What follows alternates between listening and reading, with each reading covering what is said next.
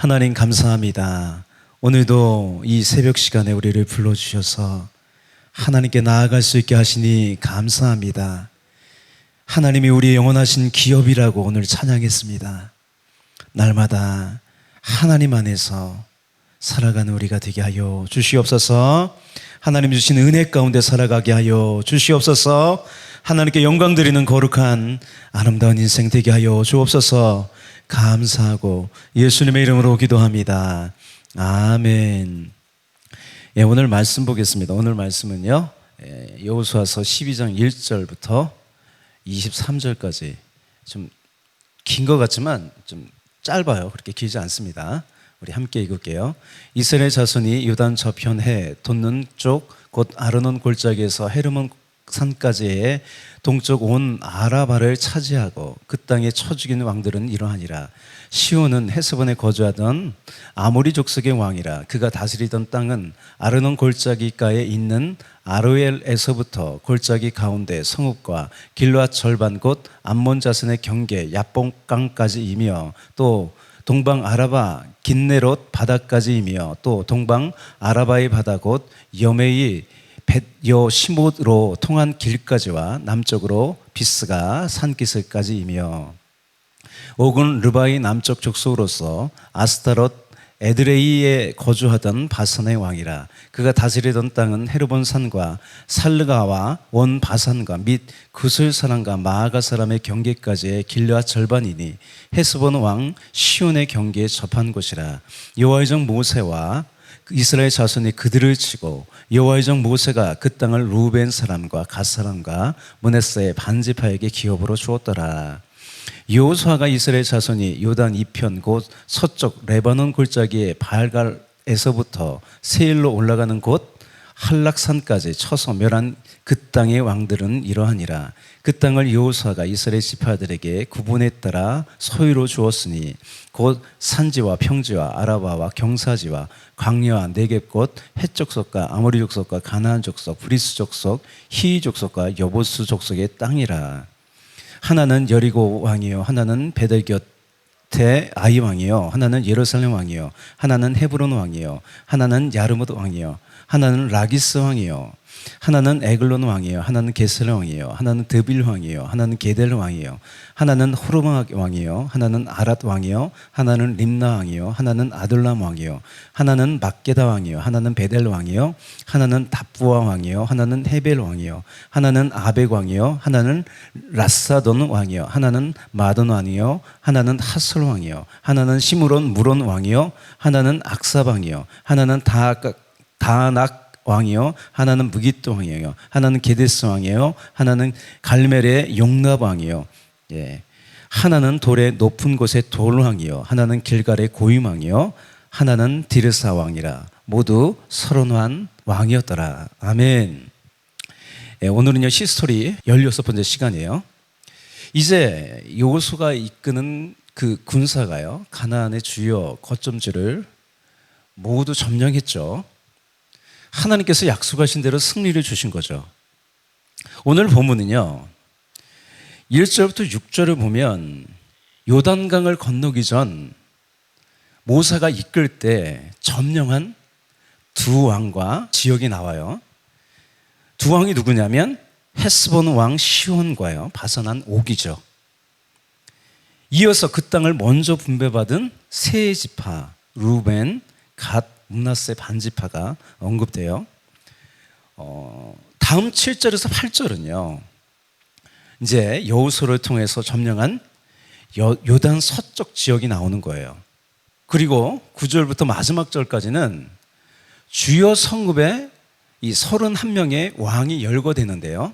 이 왕들의 호명은 점령한 순서대로 되어 있어요. 오늘부터 이 중심 내용은 뭐냐면 점령지의 분배예요. 근데 이게 내용이 좀 길어요. 19장까지 땅을 분배하는 내용이 담겨 있어요. 이게 굉장히 우리의 삶하고 밀접한 관련이 있는 거예요. 우리는 하나님 나라를 위해서 나가는 사람이에요. 그러니까 나의 정체성을 알려주는 거예요, 이게. 그래서 오늘은 뭐 서론격으로 좀 하고요. 조금 더 깊게 본문이 인도하는 대로 깊게 하려고 해요. 여러분, 땅을 분배한다는 것은요, 각 지파에게 초미의 관심사였을 거예요. 땅이 좁냐, 땅이 넓냐, 땅이 비옥하냐, 메마르냐, 뭐 교통이 좋냐, 나쁘냐, 위험한 지역이냐, 안전한 지역이냐. 어디가 더 위험하겠어요? 뭐 당시에는 멀리 나라는 뭐 미사일과 포가 없었으니까 당연히 국경 지역이 더 위험하죠. 그래서 어떤 지파가 좋은 조건을 가진 땅을 분배받냐, 그게 관심이었을 거 아니에요. 네. 다 좋은 조건을 가진 땅을 분배받고 싶어 하겠죠. 이것은요, 땅만의 문제가 아니에요. 인생도 그래요. 나의 선택에 의해서요, 내가 어느 부모에게서 태어난 함씨가 되고 조씨가 되고 연씨가 된 게 아니잖아요. 그죠? 예. 태어나서 보니까 나의 선택과 상관없이 어느 가정의 아들이고 딸이 된 거잖아요. 이것은요, 나의 선택과 무관한 운명으로 받아들여야 되죠. 그러나 우리는 그게 하나님의 계획하심이라고 우리는 믿어요. 그죠? 저도 그랬어요. 지금 시골에서 안 태어났으면 내 인생이 달라졌을 것 같다 라는 생각이 들기도 했어요, 과거에. 그러나 지나고 나면 이 모든 것들 하나님께서 계획하셨구나, 선한 길로 이끄시는구나, 그것을 알 수 있어요. 그래서 우리가 있는 자리에서 우리는 어떻게 해야 되냐면 하나님의 그 선하심을 믿고요, 감사하면서 살아야 돼요. 그렇게 사는 것이 바람직한 태도죠. 그렇다면 어떤 기준으로 땅이 분배가 되었을까요? 누가 분배해 줬을까요? 그게 좀 나와요, 계속해서. 한 번에 다 다룰 수는 없고, 먼저 그 본문 첫 부분에서도 언급하듯이 요단 동편이죠. 세 지파에게 먼저 분배가 됐는데 본문 6절에서 그것을 언급해요. 6절에 이렇게 되었어요. 여호와의 종 모세가 이스라엘 자손이 그들을 치고 여호와의 종 모세가 그 땅을 루벤 사람과 갓 사람과 므낫세 반지파에게 기업으로 주었더라.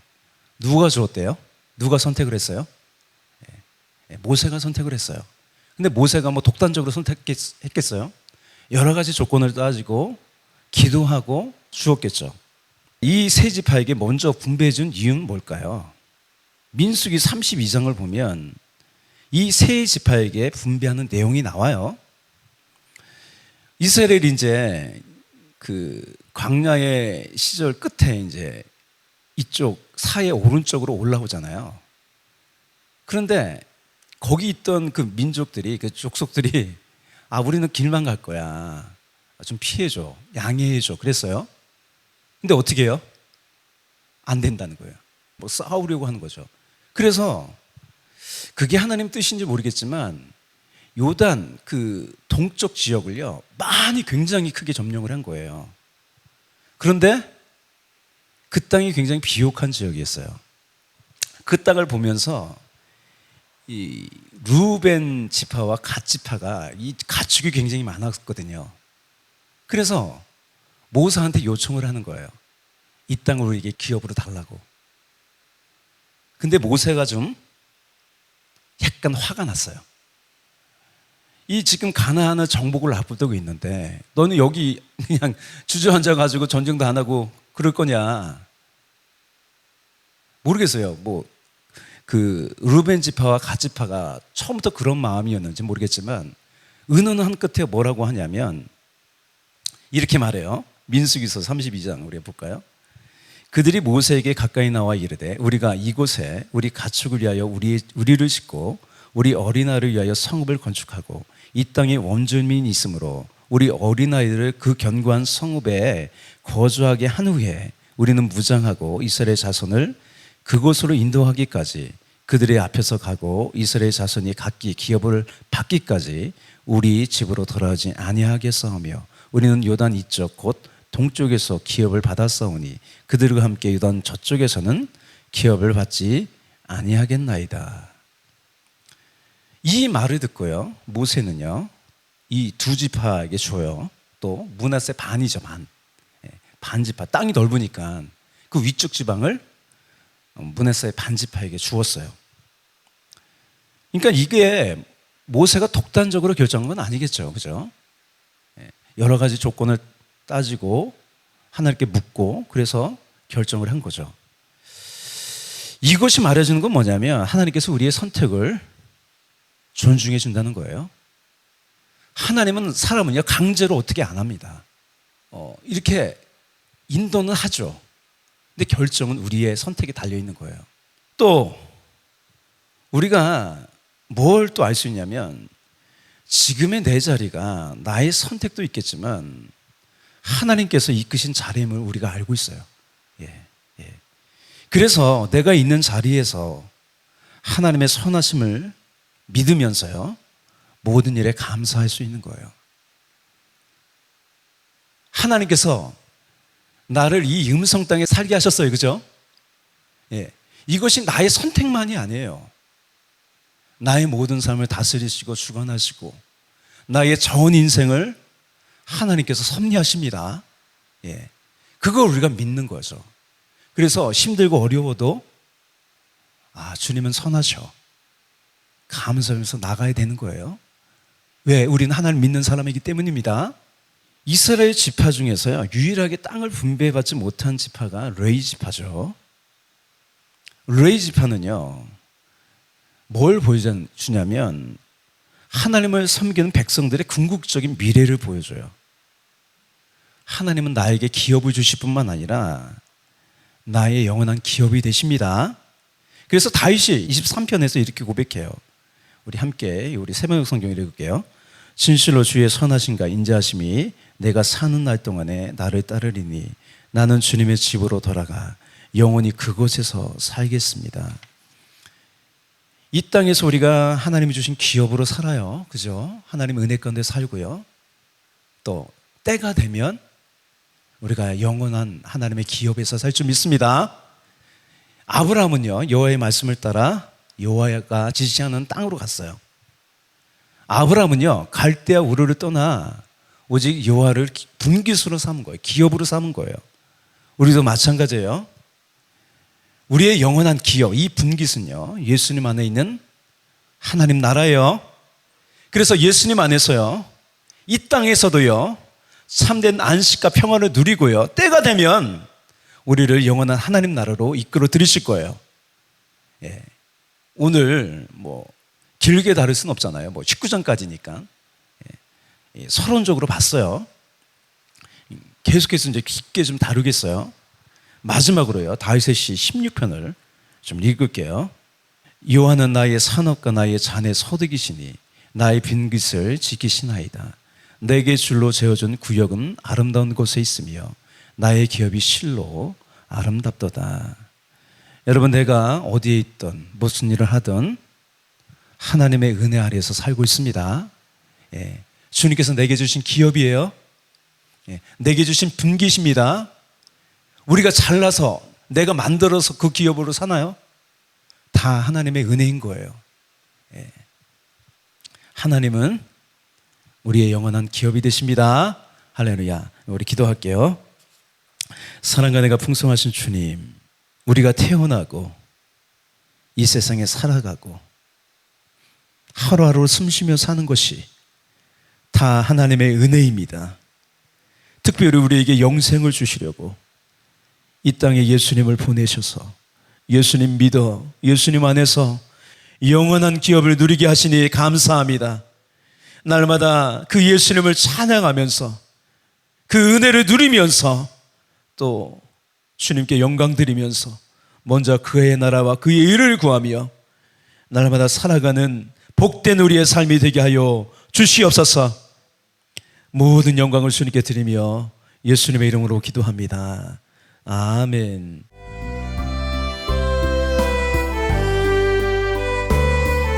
나의 선택보다 하나님의 섭리가 앞섭니다. 나의 선택 이전에 하나님께서 계획하시고 하나님께서 섭리하셨습니다. 나로 어느 가정 어느 지역에 태어나게 하시고 섭리하신 하나님, 특별히 예수님 믿게 하셔서 주님, 예수님 안에서 참된 평화와 기쁨을 누리며 하루하루 살게 하시니 감사합니다. 나의 삶의 의미를 하나님 안에서 발견하게 하시고 날마다 그렇게 하나님 영광 아래 살아가는 복된 인생 되어주고 합니다.